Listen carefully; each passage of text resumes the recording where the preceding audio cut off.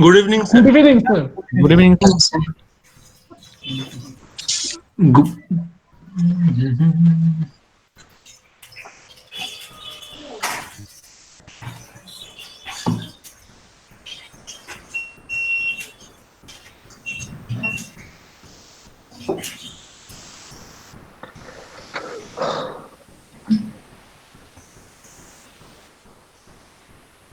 Hello.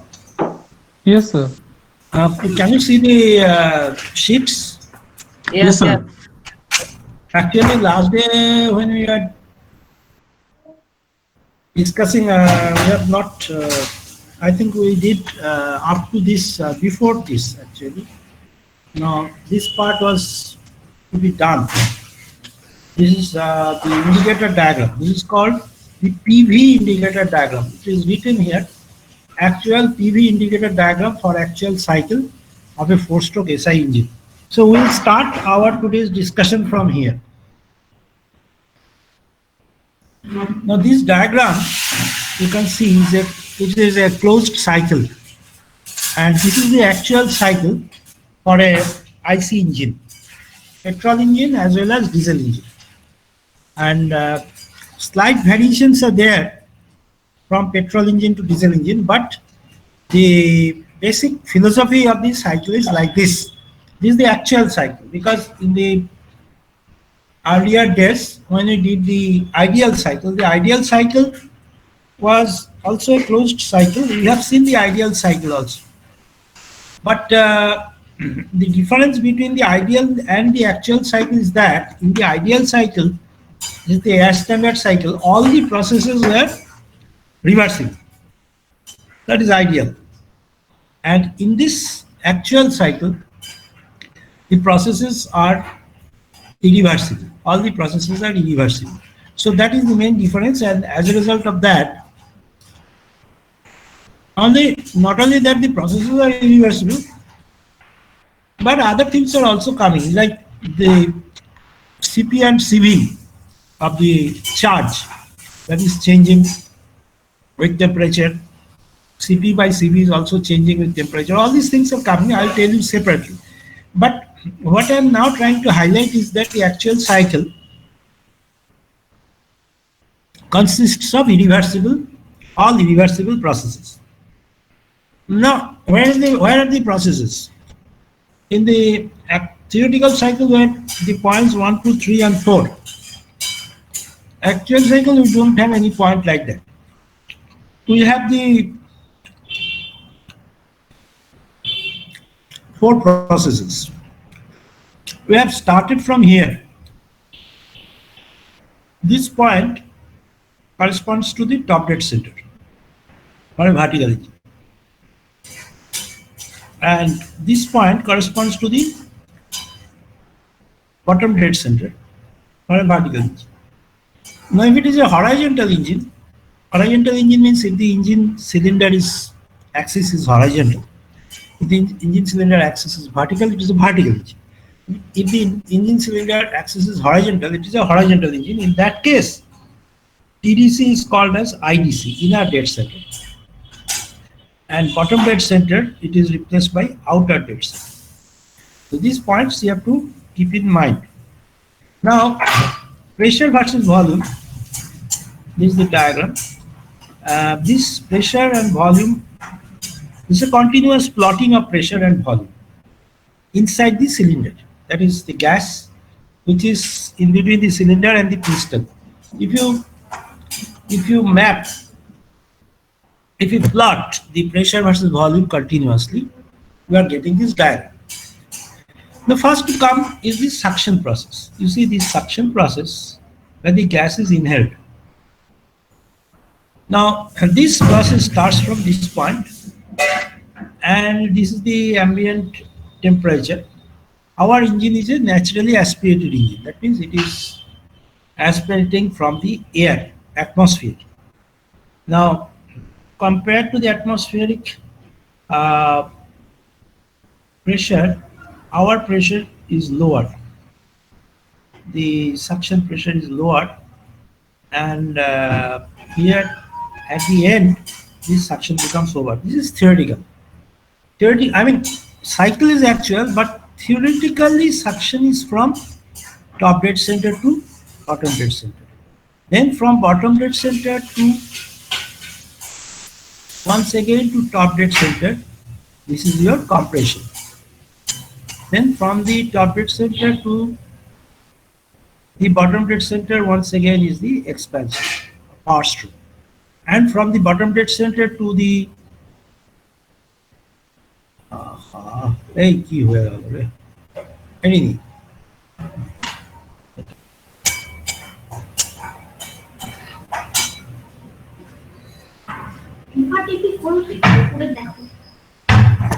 Bottom dead center to the top dead center, this is your exhaust.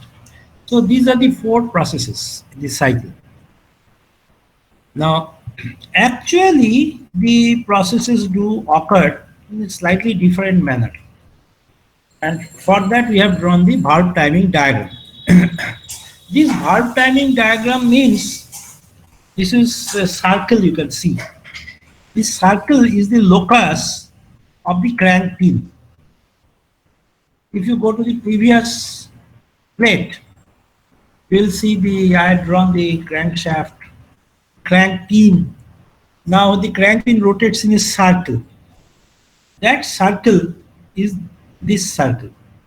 You understand? This circle is the circle described by the crank pin as it rotates about the crankshaft axis.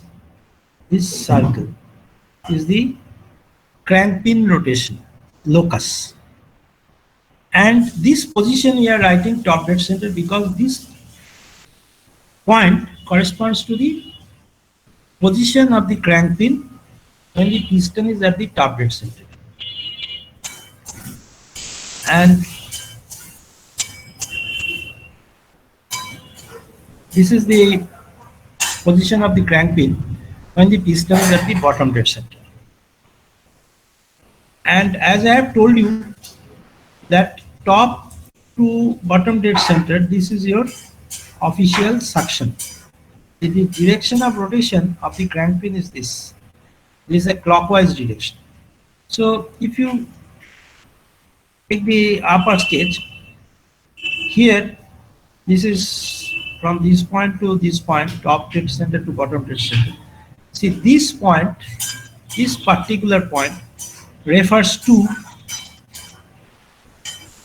this point of the crank, rather of the crank pin. And this point refers to the bottom dead center location of the crank pin. See the top dead center, bottom dead center, these two things we have explained with respect to the piston position. Corresponding to the top dead center position of the piston, what is the position of the crank pin? That is this position. And corresponding to the bottom dead center position of the piston, what is the position of the crank pin? Is this. What is the angle in between? This angle is 180 degree. Is the 180 degree angle.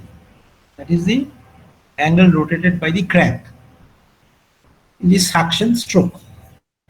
This is again the angle rotated during the compression stroke. This is the angle rotated by the piston during the power or expansion stroke. This is the angle rotated by the crank during the exhaust stroke. So that completes the cycle. So TDC to BDC is suction, BDC to TDC back clockwise is compression, TDC to BDC again is power or expansion, BDC to TDC is exhaust.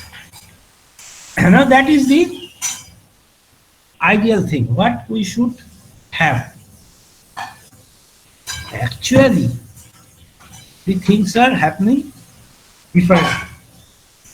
You see here, you will see IVO. in this indicator, this is called PV indicator diagram. Now you see the intake valve opens. Here there is a legend. IVO stands for intake valve opens. IVC stands for intake valve closes. EVO exhaust valve opens. EVC exhaust valve closes. And SP is part. So these are 5 happenings, 5 things which are happening within the cycle. For a spark ignition engine, we are now plotting these 5 incidents on the PV diagram as well as on the valve timing diagram. If I plot, what we get?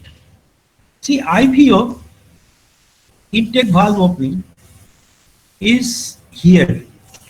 So remember, this part of the curve is the compression, is the exhaust curve. This is the exhaust process. Within that, the intake valve opens. So intake valve, when it opens, the exhaust stroke is not complete. Here also you see the intake valve opens. It should have opened here at the top dead center. Intake valve should have opened at the top dead center, that is at this point. This point should have been here because suction should start here. But actually, the intake valve opens 15 to 25 degrees before the top dead center. So this is the real life story. Why it is so? Because the intake valve has an inertia. It has a mass. It is driven by some linkage. And those linkage elements also do have inertia. Now, if we start the intake valve to open at this position, then in order to open fully, it will take some crank rotation. And as a result, during that position of crank rotation, this suction will not start. That is why we open the intake valve slightly before the top dead center, 15 to 25 degrees before the top dead center. So the crank rotation starts, top dead center, from the top dead center, but before 15 to 25 degrees before that, this is the crank is moving upward. That is the exhaust stroke. Before that exhaust stroke is over, this valve is open. So one reason is the inertia of the valve. We use this time of the valve opening in order to open the valve completely. So that the suction can start in full swing from this point. That is one thing. Second thing is, here the exhaust process is going on. That means the exhaust valve is open. Exhaust valve is open, that's why the exhaust process is going on. And within that, before the exhaust valve is closed, we are opening the intake valve. So, as a result, what happens? In this portion, the intake valve is open. Exhaust valve is also open. So, the exhaust gas is driven out by the intake charge which is coming inside the cylinder. Can you visualize? The charge which is entering into the cylinder, that is the gas which is entering into the cylinder, that gas pushes the exhaust products, drives the exhaust products out. This function is called scavenging operation. That means the intake valve opens 15 to 25 degrees before the top dead center due to 2 reasons. One is the inertia of the valve. For that, it will take some time to open. We want that opening should be completed before the piston reaches the top dead center. So we open the intake valve before that. That is one reason. Second reason is that this scavenging process, which is a process where the inlet valve and exhaust valve both are open. So we open the inlet valve before the TDC so that the exhaust gas can be driven out by the intake charge. If you open the previous day's slide where the piston cylinder arrangement is there, if you open the intake exhaust valve simultaneously during the suction stroke, the gas will enter and drive the exhaust gases out of the cylinder. Now then, so the suction basically starts from here when the intake valve opens, and it continues. Piston moves downward from top dead center, and crank rotates clockwise, and finally the intake valve is not closed when the piston reaches the bottom dead center. Intake valve closes 25 to 35 degrees after the bottom dead center. So as it was opening 15 to 25 degrees before the top dead center, the intake valve closes IVC 15 to 35 degree after the bottom dead center. So in effect, the suction continues for a longer period from this position to this position. For a longer period it continues. The reason is that why the intake valve is closed after the bottom dead center position of the piston. The reason is to increase the volumetric efficiency of the engine. I also explained in the last day's class that when the piston is moving down, the incoming charge which is coming from the inlet valve, that charge cannot catch up with the piston. There is always a gap between the receding edge of the piston and the incoming edge of the charge. There is always a vacuum. Because the piston is going down, it creates a partial vacuum. And the oncoming charge, onrushing charge, tries to fill up that partial vacuum. So, as a result, the front portion of the onrushing charge does not touch the piston. Now, when we are at the bottom dead center, when the piston is at the bottom dead center, that is, let's say, this figure, when the piston is at the bottom dead center, then we are not closing the intake valve. If we close, then actually some less volume of gas will be coming, because when the piston is here, the onrushing gas is somewhere here, so some less amount of volume will be sucked. So we keep the intake valve open up to this point, that is 25 to 35 degrees after the bottom dead center, so that the gas which is onrushing can meet the piston in the compression stroke. You see here, the piston here, when this intake valve closes after the bottom dead center, piston is moving upward because this is the compression stroke. So that the onrushing gas meets the piston, and because of its inertia, some extra amount of gas, it is called ramming effect also. Because of the ramming effect, some extra amount of charge is inhaled. That is why it is called to increase the volumetric efficiency of the engine. So that is the reason why the intake valve closes after the bottom dead center. So at this point, the intake valve is closed and the exhaust valve is also closed, and the piston is moving upward. This is the rotation of the crank clockwise. So up to this crank angle, that is 180 degree minus 25 degrees, 155 degrees, the charge, which is the gas and the fuel combined inside the cylinder, is greatly compressed. Because of that, its temperature, pressure both are increased. And at the end of it, this spark is supposed to occur, but spark occurs somewhere here. So the spark occurs before the end of the compression stroke. The compression stroke ends here, but the spark occurs here, which is around I have written 20 degrees. It might be great, a bit higher also, 20 to 30 degrees before the top dead center. Let us go to the other sketch. You see the intake valve closes here, and this process is the compression process. Compression process,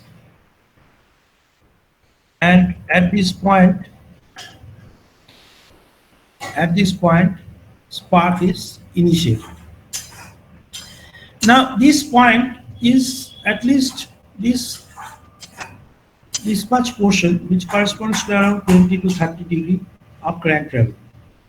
Spark is made to occur here, so that after the spark, the preliminary reactions do occur, and it will take some time, some chain reactions. Then it will make the combustion to start from here, pressure rises, and achieves the peak pressure here. So this thing, in order to achieve this, we are occurring the spark before the top dead center.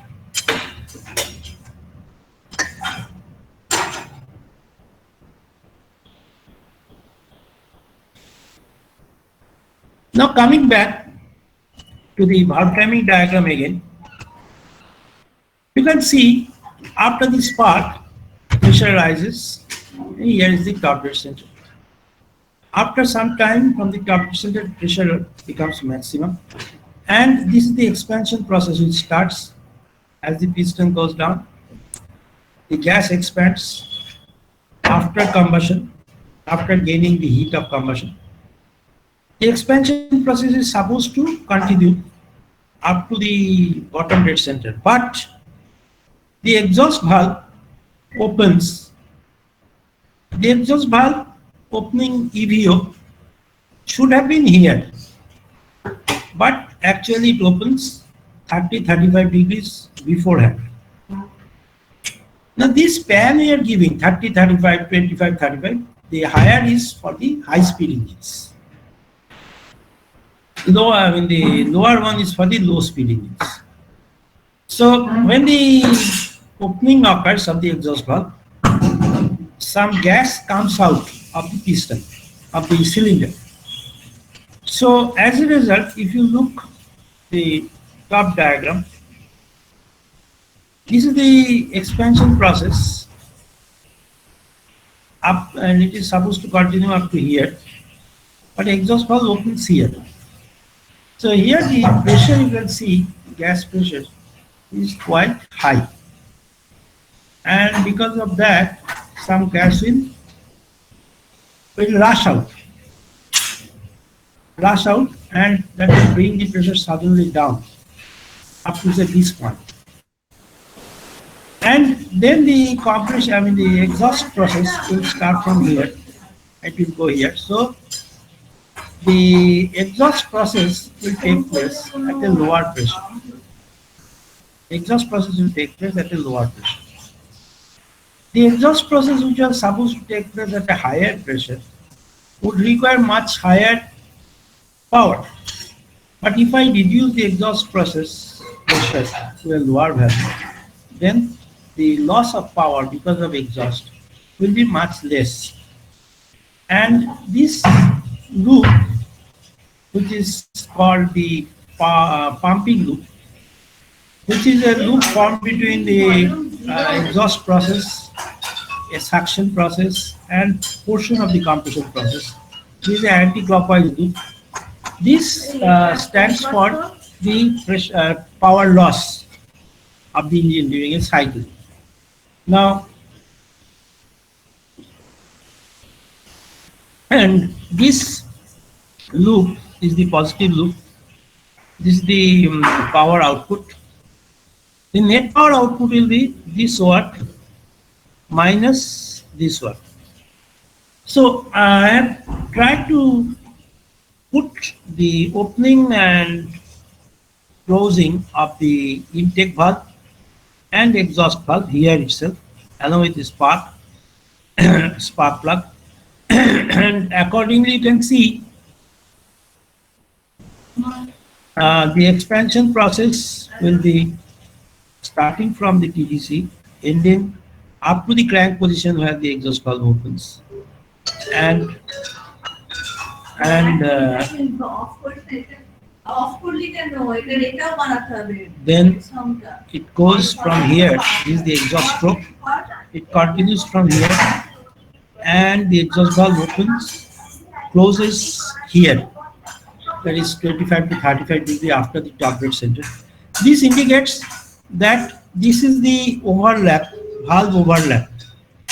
This is the valve overlap. That means the overlapping period where both the intake valve, which is also open, and the exhaust valve is also open.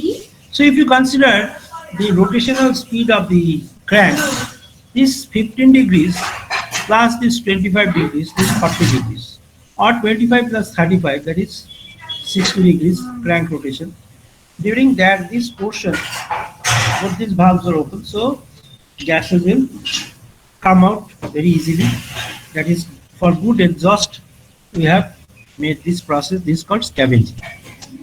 So this is the valve timing diagram. I'll request you to please let me know whether this is understood by you or not. Hello? Sir, you told that we open the exhaust valve before VDC up to 35 to 40 degree for high-speed vehicles. And how does it help for high-speed vehicles? No, actually, for high-speed engines, the crank speed is higher, isn't it? High speed means what? The engines are categorized into three groups: low, medium, and high. Low speed is up to 300 RPM. 300 to 1000 RPM is medium speed. 1000 to 3000 is high speed. So when the engine speed is high, that means the crank is rotating at a higher RPM. Now, for a particular time, the crank rotation degree will be higher. Nah? So we have given for a high-speed engine, for a low-speed engine, the crank rotation within this span of time, I mean corresponding to this span of time, corresponding to this span, this is not as, this is an angle basically, but this angle for a low-speed engine, this rotation of 30 degrees will take some time. Within that time, for a high-speed engine, the crank rotation will be larger. That side is larger. You understand? RPM or speed, rotational speed. See, if the RPM is 3000, means 3000 revolutions per minute. So, Okay, sir. 50 revolutions per second, right? So in 1 second, 50 revolutions, 50 to 360 degree revolutions in 1 second. So how much time it will take for 35 degree revolutions? It will be very small. Yes, sir. And it will get larger so that the valve gets more time to open and more because it is having inertia.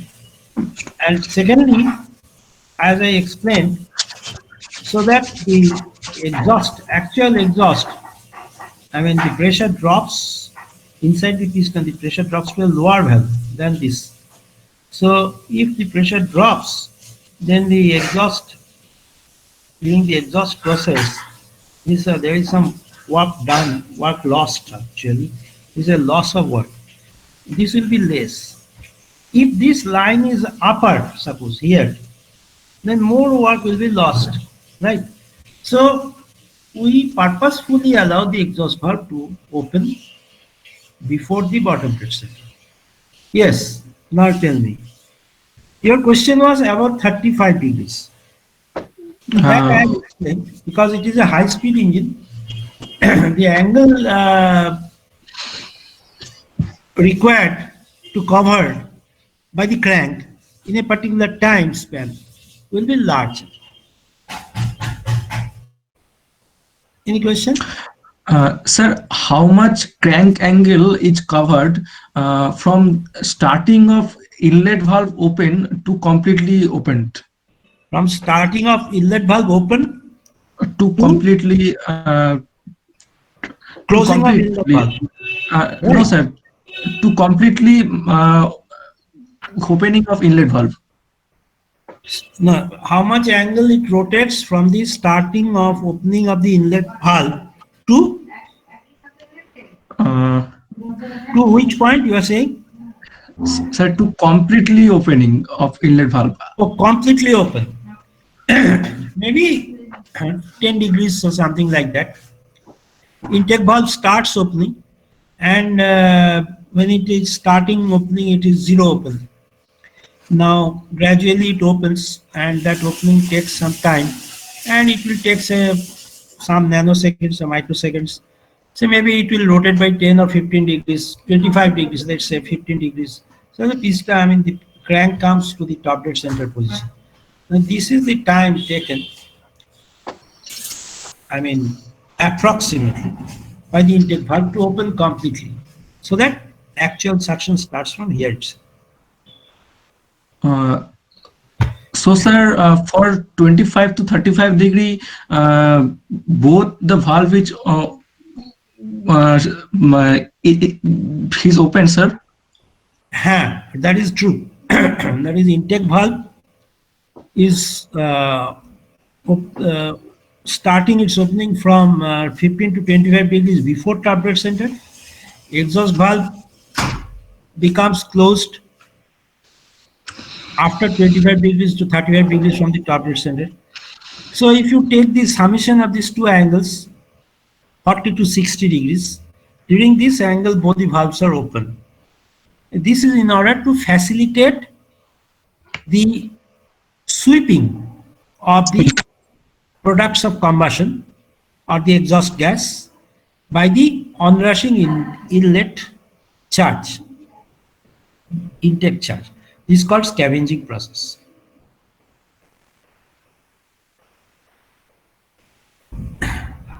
Okay, sir. Is it okay? Yes, sir. Acha, now I'll tell you one important thing. This valve timing diagram is quite important. How it is important? It helps us in order to design the cam, which is required in order to drive the roller and the push rod and the other devices, so that the valve operating mechanism can work, so that the piston, so that the valves can open and close. So for that, this diagram is required. So this is very important for the design of the cam.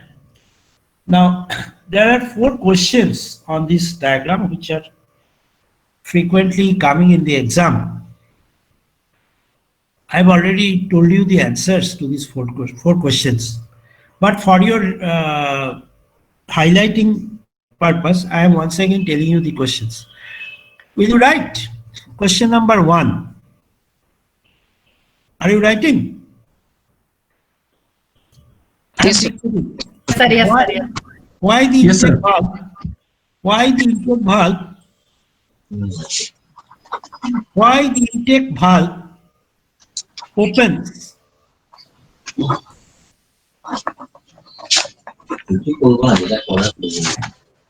Why the intake valve opens before the top dead center position?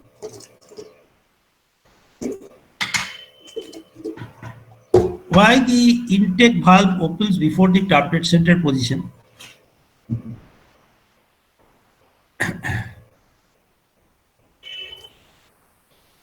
And closes after the bottom dead center position. Why the intake valve opens before the top dead center position and closes after the bottom dead center position?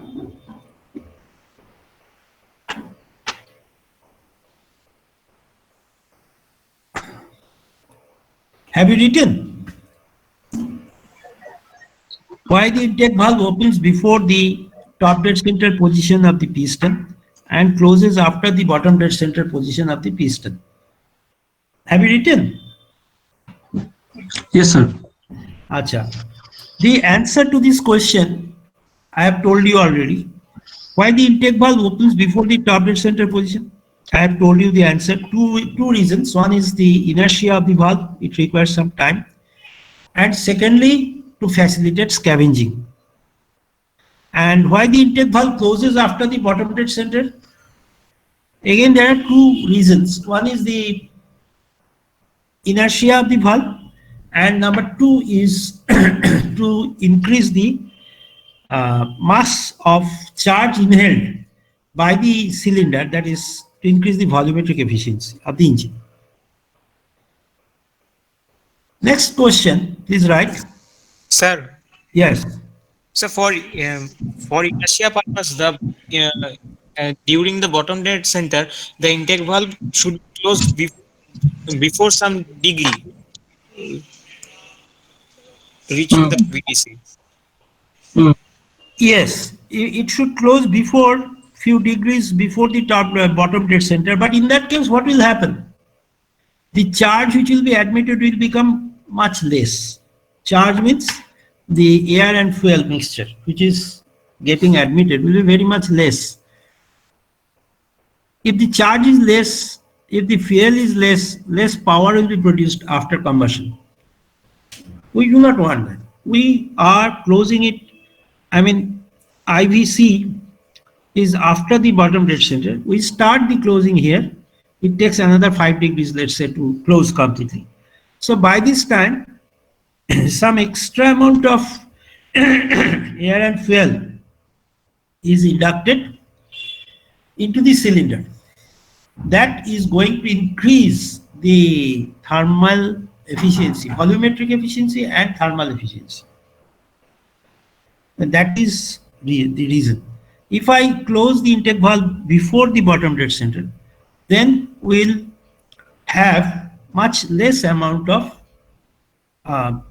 air and fuel mixture into the cylinder. So that will produce less amount of power of the engine. Is that right? Yes, sir. Now the next question,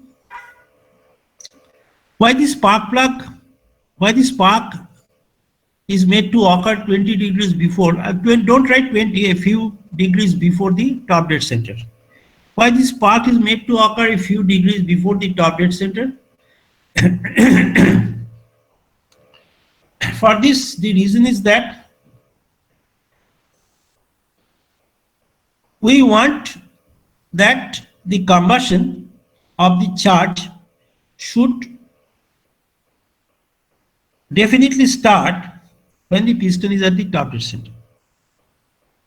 For that, the spark should occur beforehand, because after the spark occurs, there are some preliminary reactions are to take place in the charge. And these preliminary reactions are preparing the mixture, air-fuel mixture, for the combustion. So, that to allow for that time, we make the spark to occur at least 20 to 25 degrees before the top dead center.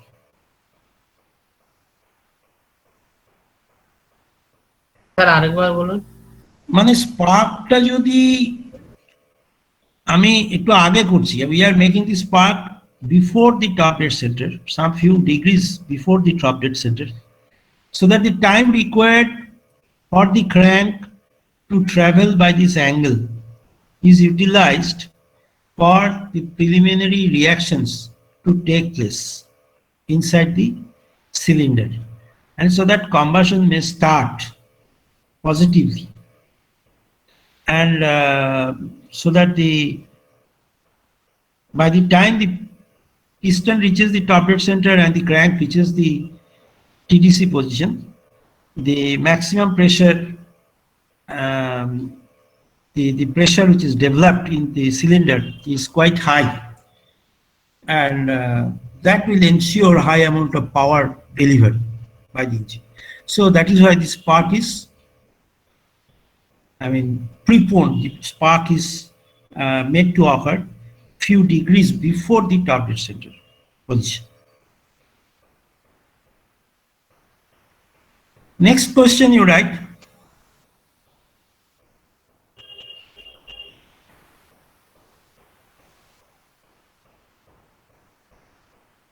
Why the exhaust valve opens before the bottom dead center position of the piston, and why the exhaust valve opens before the bottom dead center position of the piston, or before the piston reaches the bottom dead center during the power stroke or during the expansion stroke. Why the exhaust valve opens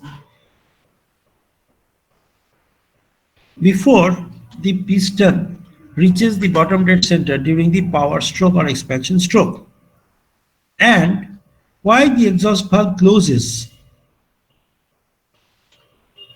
after the top dead center position of the piston. Sir, can you please repeat the third question? See, this Second, yeah, this is the third question. Why the exhaust valve opens before the bottom dead center position of the piston, and why it closes after the top dead center position of the piston, and ultimately it closes during the suction stroke. So the reason behind this I have also told you. And the exhaust valve opens here, referring to the PV diagram. Exhaust valve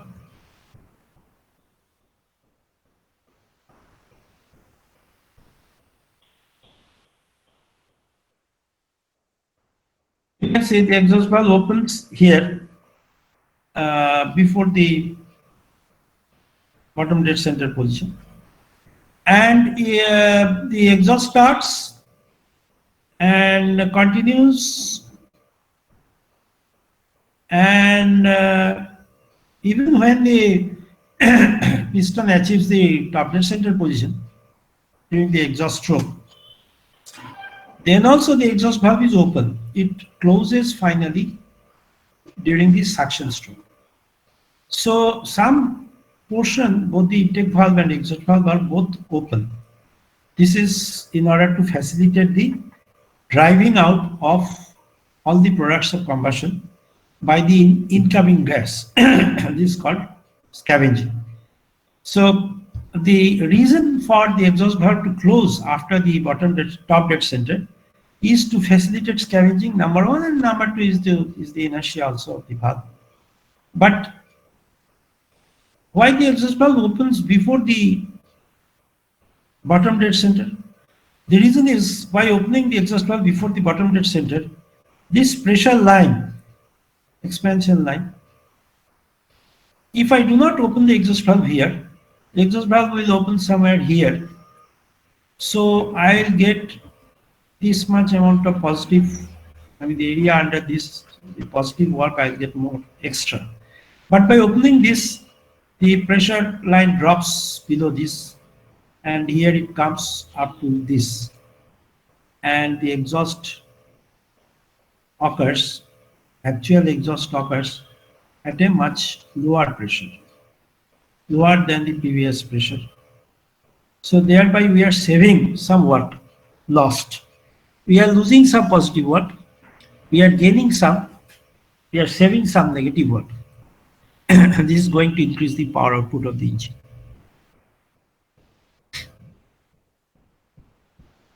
Sir, Yes. in that case, if we opens the exhaust valve at the BDC, so then the piston has to give some work input to the exhaust gas to push it out from the cylinder. Exactly. Now, if your question is that if we open the exhaust valve even before the point we have shown, are you questioning that? That means No, sir. No, sir. I am telling that if I opens the exhaust valve at the BDC position. At the BDC. Oh, at the BDC.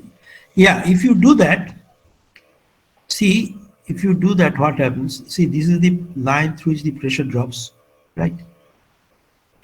Here the pressure comes and here the exhaust occurs. The exhaust process starts here, right? And the total work which is lost because of exhaust is equal to this area. You understand? Is equal to this area, which is quite big. If I open the valve, then I am losing some pressure. Exhaust comes at a lower pressure. Exhaust pressure becomes lower. We are saving some negative work.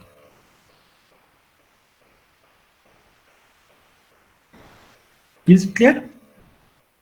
Yes, sir. So I'll suggest you do one thing. You write these answers to these three questions nicely in your notebook and keep it with you, right? Don't have to send it to me also. You write it nicely and keep it there.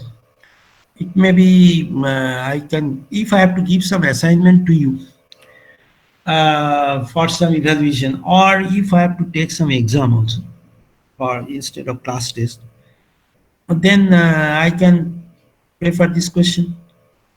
So when the class starts in the university, I mean in the offline mode, we can see those answers. I can correct those answers also. So this is one big topic. We have completed the valve timing diagram and four-stroke engine. Our next point of discussion is two-stroke engine, which I'll discuss it in next day. And we'll make a comparison between the four-stroke and two-stroke engines. Before that, we now are going to the comparison of spark ignition engine and compression ignition engine. You see, this is a new topic I am now doing. You can note these points. These points which make the spark ignition engine and compression ignition engine to be different. I have noted those points. And elaborate discussion on these are given in the textbook by V. Ganeshan. So you have to see that textbook also. But I'll tell you the basic difference between the SI and CI engine.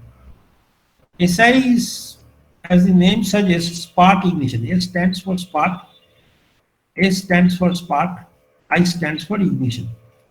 So SI is spark ignition engine. The name comes from the fact that in these engines, a spark plug is provided and spark is required to be produced, and in order to initiate the ignition. Ignition means what? Ignition is before combustion. After we introduce the fuel and the air, first, how to start the combustion?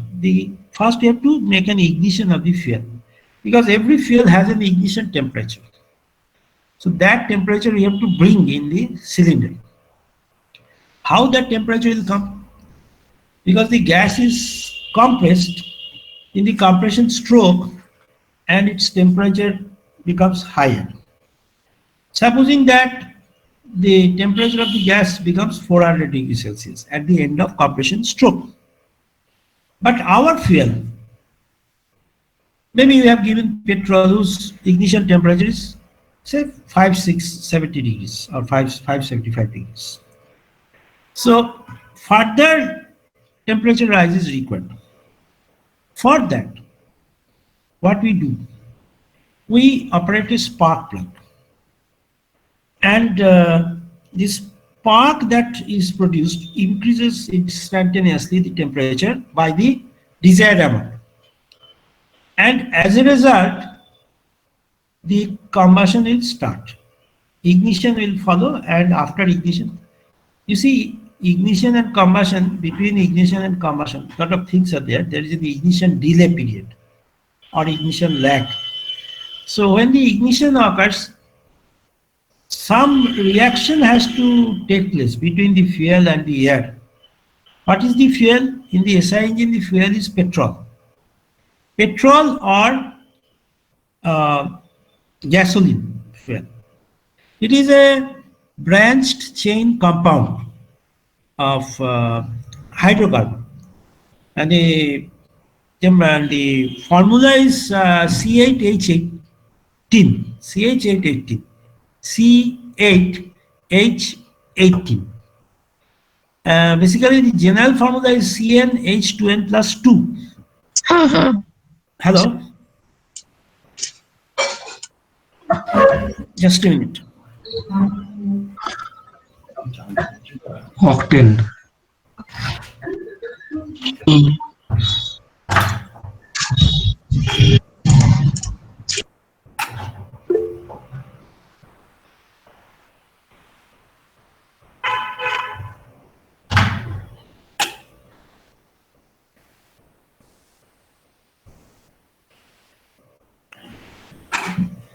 The general formula of the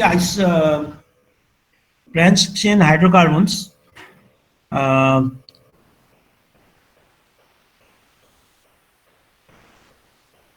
is that are used in the engines is CnH2n plus 2. N is a number, digit. If n is 1, then we get CH4, methane. If n is 2, we get C2H6, ethane. If n is 3, we get C3H8, which is propane. And if n is 4, C4H10, it's butane. Similarly, pentane, hexane, heptane. And then octane is C8H18. That is gasoline fuel used for petrol engines. Now, for those gasoline fuels, the temperature, ignition temperature is quite high. But because the compression ratio of SI engine is low, 4 to 8, and even we go for 8 compression ratio, the temperature attained after the compression will not be as high as to achieve the ignition temperature of the fuel. So we require the spark. That is the reason to go for the spark. So basic cycle for the spark ignition engine is the Otto cycle. Otto is Otto cycle, which you have read already, a standard cycle. It's a basic cycle, not the actual cycle. But basic cycle guides us to get the efficiency based on the compression ratio. 1 minus 1 by RC to the power gamma minus 1, where RC is the compression ratio. RC can be 4, 4.1, 4.2, etc., to 8. So that is the Otto cycle. Also, Otto cycle has got another name, constant volume heat addition cycle. Because here the heat addition process is a constant volume process. For the CI engine, the basic cycle is a diesel cycle. This diesel cycle is a standard cycle. You have read that cycle. It is also having another name, which is called constant pressure heat addition cycle. Here, Otto cycle, constant volume heat addition cycle. The diesel cycle is a constant pressure heat addition cycle, where the heat addition process is a constant pressure process. This is the first difference between the spark ignition and compression ignition engines. Now, once again, I would like to elaborate the term compression ignition, as I have done for spark ignition. Compression ignition means in those engines there are no spark plugs. They are called diesel engines. Compression ratio is pretty high, 12 to 24. Just a second, 1 second.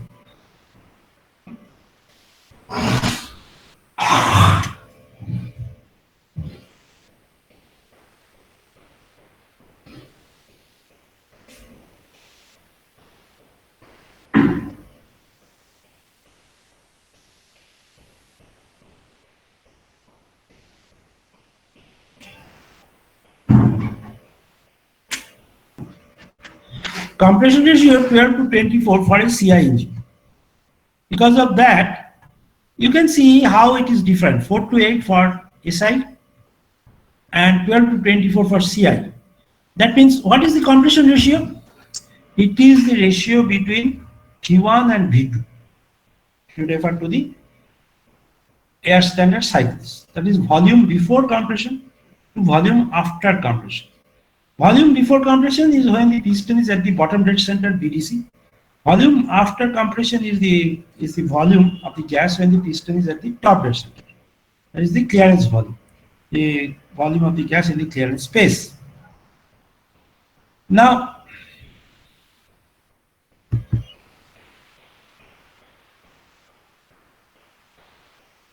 because this ratio is very large, so at the end of compression, the pressure developed will be very high, very high. Temperature will be also very high because it is a compressible gas. And what is the charge in the diesel engine? It is only air. Just mind the difference. SI engine, the charge consists of petrol, fuel vapor plus air. Petrol, fuel, vapor, that is vapor of petrol plus air. That is the charge. That is the gas inside the cylinder, which is working substance. Diesel engine, the charge is only air, no fuel. Fuel is not added initially in the diesel engine. Only air is sucked, air is compressed. Then when air compression is over, at the end of the compression stroke, that is when the piston is at the top dead center, then the fuel is injected by a nozzle. So that is the theory, and we do not need any spark plug. Why? Because of the very high compression ratio, both the pressure and the temperature are very large, and that temperature is above the ignition temperature of diesel. Diesel has an ignition temperature maybe around 500 degrees Celsius, something like that, and the temperature which is attained is above that. So that diesel will automatically catch fire. Once the compression is complete, diesel will automatically be ignited. So that kind of ignition is caused because of extreme compression of the charge. That is why it is called compression ignition. It is not spark ignition. So compression, extreme compression is responsible for the ignition.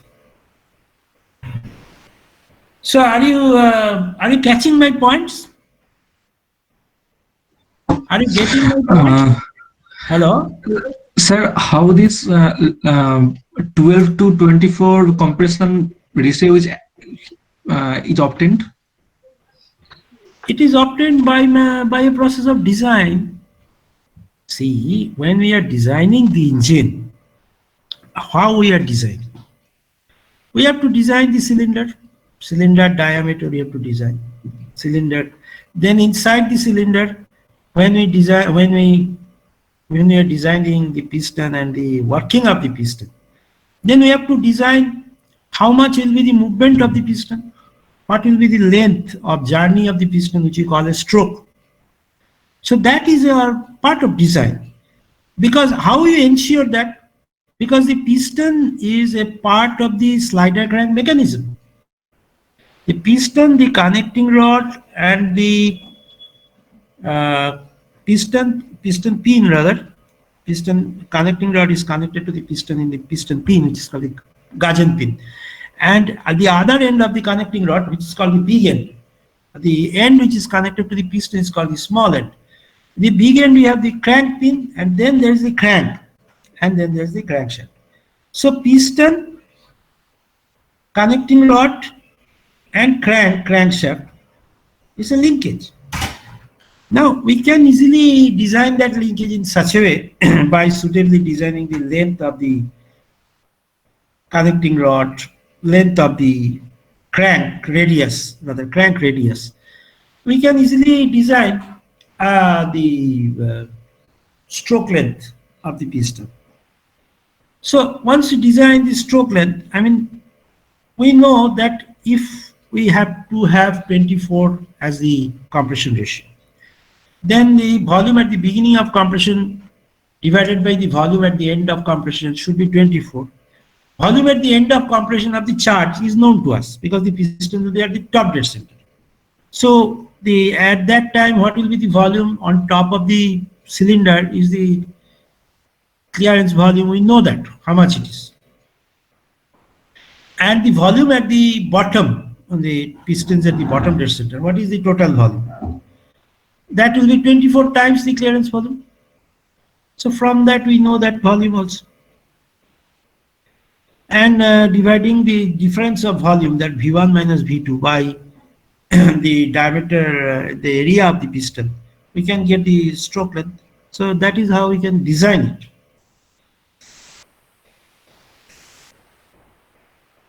Is that all right? Yes, sir. Sir, then the swept volume of the diesel engine should be much more than the petrol engine. When the Then the swept volume of the diesel engine should be more than petrol engine, obviously. As the compression ratio is lower for the petrol engine. Right. As the compression ratio is higher for a diesel engine, so the swept volume also will be larger, provided the two engines have the same piston dia. You understand? Yes, sir. Provided you compare two engines, one petrol and another diesel, having the same diameter of the piston. In that case, the swept volume of the diesel engine will be much larger than the swept volume of the petrol engine. Yes, sir. Okay, sir. Got your reply? Hello? Hello? Yes, sir. Okay. Yes. Come to the point number 3, which is fuel. Petrol engine fuel is petrol oil. Diesel engine is diesel oil. You see, petrol oil and diesel oil, what is the difference? Difference is in the formula for petrol oil. The main constituent is isooctane. Gasoline fuel, the main constituent is isooctane, and isooctane is C8H18. For the diesel oil, the formula is C16H34, I think, or C18H38. C18H38. Now the difference is that petrol oil is very much volatile, highly volatile. Petrol oil is, you can write also under 3, petrol oil, it is highly volatile, and its boiling point is lower. For diesel oil, it is having very low volatility. For petrol oil, it has a high volatility and low viscosity. High volatility, low viscosity, and low surface tension. Sir এটা petrol oil? Hello sir এটা কি petrol oil? Petrol অয়েলের ক্ষেত্রে আমি শুধু petrol oil লিখেছি। ওই ফুয়েলটার তো একটা কেমিক্যাল ক্যারেক্টার আছে, সেই ক্যারেক্টারটা হচ্ছে এটা highly volatile, low in viscosity. High volatile হলে লো ভিসকস হবে, low in surface tension, and ignition temperature is also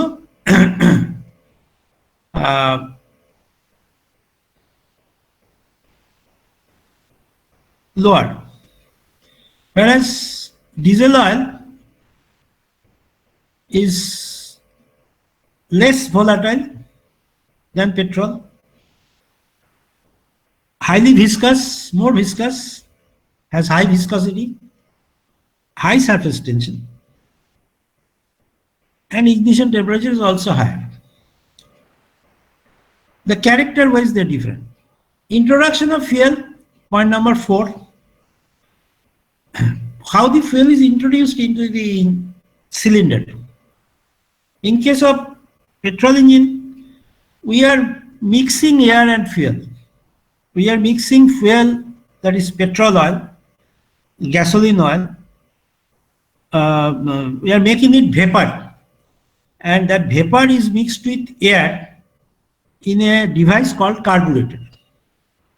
Carburetor is sitting in before the intake, in the intake manifold, before the inlet valve. It is sitting on the intake manifold, and this carburetor function is to mix air and fuel homogeneously, that is uniformly, and based on the speed and load of the engine. That is the function of the carburetor. So this carburetor is sitting in the intake manifold, mixes air and fuel, and when the intake valve opens, both air and fuel is introduced. In case of the diesel engine, during suction stroke, there is no carburetor in the diesel engine. No question of any kind of process like carburation, because diesel oil is not volatile like petrol, so you cannot mix it also with air. There is no question of mixing also. Only air is injected, air is introduced during suction. When the suction valve opens, in the intake manifold there is no carburetor, only air is coming. That air is sucked, air is compressed. At the end of that compression, there is a nozzle. Through that nozzle, we inject fuel, diesel fuel, directly into the cylinder. That is called direct injection. So the fuel injection takes place only at the end of the compression stroke in case of a diesel engine, but in a petrol engine it is taking place at the beginning of the suction stroke. That is the difference of fuel injection system. Introduction of fuel and charge into the cylinder. Point number 5 is the control. Control means when the load of the engine changes, because the engine does not have to produce same amount of power always. If the engine is capable of producing 100 horsepower, you will not always ask the engine to produce 100 horsepower. 100 horsepower is the maximum power that it can produce if you want. But if our requirement is only 20 horsepower for a particular application, our requirement is only, say, 40 horsepower. Why should we want the engine to develop 100 horsepower? Because 100 horsepower means we have to use more fuel. More fuel has to be burned, more energy has to be divided by burning of the fuel. Out of that, some energy will be lost, and balance energy will be 100 horsepower that will be produced. So we don't have to spend that extra amount of fuel if we have to produce 40 horsepower. So how to control the parameters of the engine? That is called the control mechanism. For a spark ignition engine, when the load is small and the speed also changes, then how to control the engine output? By way of a throttle valve. There is a valve which is called the throttle valve, which is sitting just at the end of the carburetor in the intake manifold. At the end of the carburetor in the intake manifold, that throttle valve opening in the pipeline where it sits. The throttle valve is a very small valve, but the pipeline is also small, and it can either 0% cover the opening of the pipeline or 100% cover the opening of the pipeline. That means the throttle valve can be opened from 0% to 100%. This is absolutely, infinitely variable opening. And this opening variation case is done by a governor system. There is a governor in the engine which senses the speed and load. With load, the speed changes, and that change goes to the governor, and from the governor, through a linkage, the throttle valve is operated automatically. And when the throttle valve opening changes, it allows different amounts of air, and for that different amount of air, different amount of fuel will be coming into the pipeline. So the carburetor, which is a device where the air fuel are mixed, at the end the throttle valve is sitting.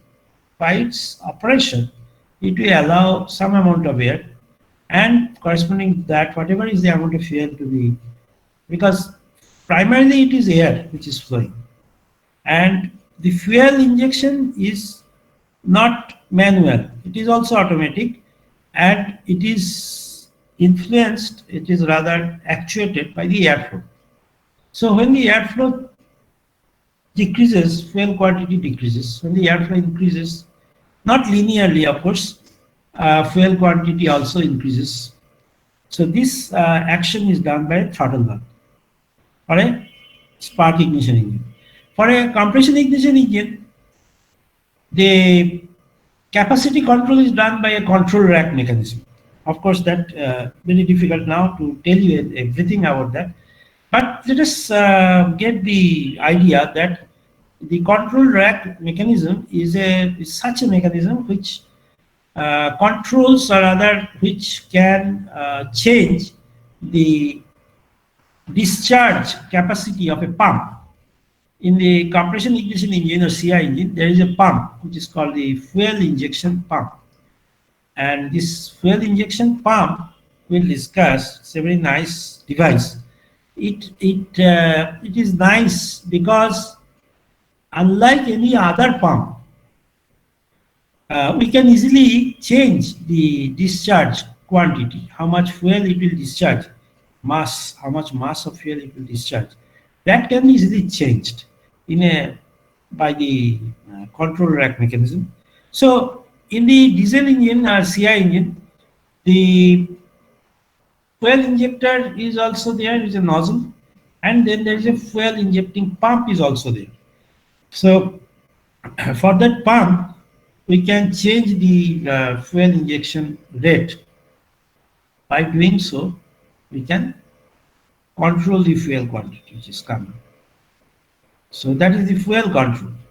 Airflow in a CI engine is not controlled because air quantity in case of a SI engine, the air quantity, fuel quantity, both are controlled by the throttle valve in response to the load. But in the CI engine, air quantity is not controlled. Only the fuel quantity is controlled, and air quantity which is sucked by the engine for no load is same as that which is sucked for 100% load. So we are having excess here in a diesel engine, and it is not controlled. Then the efficiency of the spark ignition engine, because the compression ratio is lower, you can read the comparison between the Otto and the diesel cycle. You will see that the thermal efficiency is lower for the diesel cycle compared to the Otto cycle, but the same compression ratio. But for the very low compression ratio of the Otto cycle compared to that of diesel cycle, the thermal efficiency of the Otto cycle is much lower compared to that of the diesel cycle, because the compression ratio is very low in a auto engine or SI engine.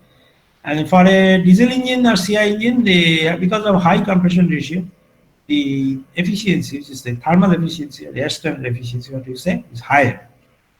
Weight, for a SI engine, the weight is lower. Why the weight is lower? Because the compression ratio is lower. So compression ratio dictates how much pressure will be achieved after compression by the gas and the fuel. And because the compression ratio is lower, the pressure which is achieved and the temperature which is achieved are also lower in case of the Otto cycle. But in the diesel cycle, compression ratio is high, so the pressure at the end of compression is also very high. In order to withstand that pressure, all the cylinder components must be of thicker cross section. The cylinder will also have to be thick. The piston also has to be thick. Everything has to be thicker variety. That's why their weight or mass is higher. And for a petrol engine, because compression is lower, pressure achieved is lower and the weight is also low. And because the weight is lower, the speed, the inertia of the SI engine is lower and the speed will be higher. Whereas for diesel engine, because the compression ratio is high, the weight will be high, and because the weight is high, the inertia will be high, and the speed will be lower. And part load efficiency for SI engines, the part load efficiency is the efficiency at partial load, and because the here I have written just the reverse. Please note point number 9. Part load efficiency for SI engine should be low because the thermal efficiency is lower. Part load efficiency should be lower. Please write lower, not high. Have you noted this? Hello? Yes, sir. Yes, sir. Point number 9, part load efficiency is lower, and for diesel engine it is higher because the thermal efficiency is higher, partial load efficiency is higher. And then you can add another point number 10, which is application. Application of SI engine is for light duty vehicles like scooters or mopeds, lawn mowers, and bikes, motorcycles. For diesel engines, the application is for heavy duty vehicles like buses, trucks, ships, cars, buses, trucks, ships, and aircrafts, etc. So that gives us the complete comparison. You read the book by Ganeshan. There also you will get the elaboration of these points. So up to this we have done today, and our next day target is to discuss the two-stroke engines, because we have done four-stroke engines. Two-stroke engine we'll discuss, and then we'll discuss the comparison between four-stroke and two-stroke engines, because as SI and CI engines are two important classes for a IC engine. Similarly, two-stroke, four-stroke engines are also another classification. After that, we'll go to some nomenclatures, and this will complete another chapter.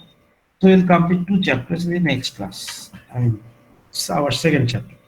Then we'll go to carburation. I'll suggest today is a Tuesday, Thursday, or any day you call me. You call me any day, and at this time we can have easily any class and be able to do it. So